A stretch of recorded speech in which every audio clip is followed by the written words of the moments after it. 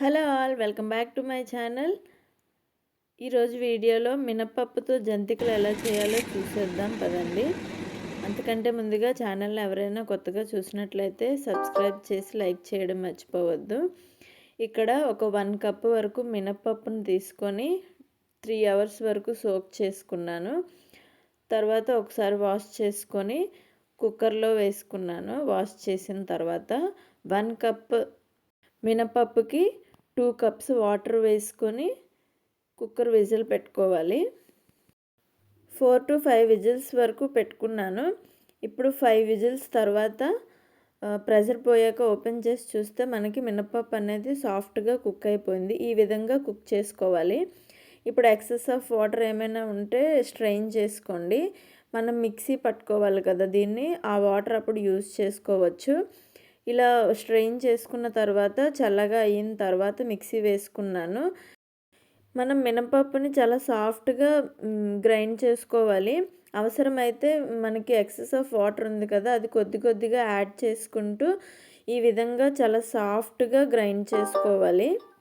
ఈ విధంగా గ్రైండ్ చేసుకున్న దానిని మనకి కలుపుకోవడానికి వీలుగా ఉండేటట్టుగా ఒక ప్లేట్లో వేసుకున్నాను, పెద్ద ప్లేట్లో. ఇప్పుడు ఇందులో 1 కప్ మినపప్పుకి 3 కప్స్ వరకు పొడి బియ్యం పిండే యూస్ చేస్తున్నాను నేను ఇక్కడ. తర్వాత టేస్ట్కి సరిపడా సాల్టు, అలాగే ఒక 1 టేబుల్ స్పూన్ వరకు వాముని ఈ విధంగా క్రష్ చేసి వేసుకున్నాను. మనకి ఫ్లేవర్ అనేది బాగా వస్తుంది. తర్వాత ఇందులో ఒక 1 టేబుల్ స్పూన్ నువ్వులు వేసుకున్నాను. నువ్వులు వేసుకుంటే మనకి టేస్ట్ బాగుంటుంది. మీకు వద్దు అనుకుంటే స్కిప్ చేసేయచ్చు. ఇప్పుడు ఇందులోనే 3 టేబుల్ స్పూన్స్ వరకు ఆయిల్ని గోరువెచ్చగా వేడి చేసుకున్నాను. ఈ వేడి చేసుకున్న ఆయిల్ని ఈ పిండిలో వేసుకున్నాను. వేసుకొని ఒకసారి పిండి అంతా బాగా కలిసేటట్టుగా కలుపుకోవాలి. ఆయిల్ అనేది వేడిగా ఉంటుంది కదా, కొంచెం చూసుకుంటూ కలుపుకోండి. పిండికి మొత్తం ఈ ఆయిల్ అలాగే మనం వేసుకున్నవన్నీ కలిసేటట్టుగా బాగా మిక్స్ చేసుకోవాలి. ఇందులోని కారం కానీ పచ్చిమిర్చి పేస్ట్ కానీ ఏమీ వేయలేదు. మనకి వాములో ఉన్న ఘాటుతోనే సరిపోతుంది. ఇప్పుడు ఇందులోని అవసరమైతే కొద్ది కొద్దిగా వాటర్ యాడ్ చేసుకుంటూ చాలా సాఫ్ట్గా కలుపుకోవాలి. అంటే మన నార్మల్ జంతికలు కలుపుకున్నట్టుగా కాకుండా కొంచెం సాఫ్ట్గానే కలుపుకోవాలి. చూసారు కదా, ఇంత సాఫ్ట్గా కలుపుకున్నాను. తర్వాత ఇప్పుడు జంతికలు గొట్టం తీసుకొని 3 హోల్స్ ఉన్నది పెట్టుకున్నాను. ఇప్పుడు దీనికి ఆయిల్ అనేది లోపల స్ప్రెడ్ చేసుకున్నాను. మనకు ఆయిల్ వేసుకుంటే జంతిక వేసేటప్పుడు సులువుగా ఉంటుంది. లేదంటే ప్రెస్ చేసేటప్పుడు కొంచెం ప్రెషర్ ఇవ్వాల్సి వస్తుంది. ఇప్పుడు దీనిని ఒక 10 మినిట్స్ పాటు రెస్ట్ ఇచ్చాను. తర్వాత ఇప్పుడు జంతికల గొట్టంలోని ఈ పిండిని కొద్ది కొద్దిగా పెట్టుకుంటూ మనం తడి క్లాత్ ఉంటుంది కదా, తడి క్లాత్ మీద ఈ విధంగా వేసుకోవాలి. అలాగే మనం పిండిని ఎక్సెస్ పిండి ఉంది కదా, అదేంటంటే గాలి బారకుండా ఏదైనా కవర్ చేసుకోవాలి. అంటే ప్లేట్ కానీ ఏదైనా తడి క్లాత్ అయినా వేసుకొని కవర్ చేసుకోవాలి. ఈ విధంగా మొత్తం అన్నీ చేసుకున్నాను. మీరు ఎక్స్పీరియన్స్డ్ అయితే డైరెక్ట్గా ఆయిల్లోనే వేసేయచ్చు. ఇప్పుడు డీప్ ఫ్రైకి సరిపడా ఆయిల్ పెట్టుకొని ఆయిల్ హీట్ అయ్యాక మంటని మీడియం ఫ్లేమ్లో పెట్టుకొని మనం ముందు ఇప్పుడు వేసి పెట్టుకున్న అన్నీ కూడా ఆయిల్లో వేసుకోవాలి.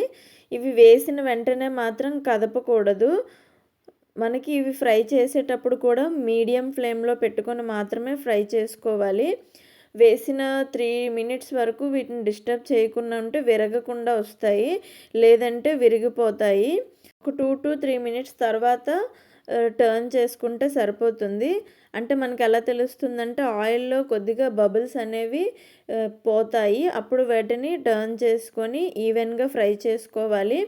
దీనికి కలర్ అంటూ ఏమీ రాదు, ఎందుకంటే మనం కారం అది ఏం వేయలేదు కదా, సో మనకి కలర్ ఏమీ రాదు. కాబట్టి ఆయిల్లో బబుల్స్ అన్నీ పోయిన వెంటనే తీసేసుకుంటే ఫ్రై అయినట్లే సరిపోతుంది. ఇప్పుడు దీన్ని పక్కన పెట్టుకొని సేమ్ అదే విధంగా అన్నీ వేసుకోవాలి. ఫస్ట్ ట్రిప్ మాత్రమే క్లాత్ పైన వేసుకున్నాను.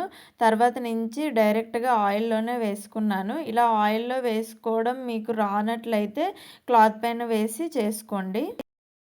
సేమ్ అదే విధంగా మిగతా పిండితో కూడా వేసుకోవాలి.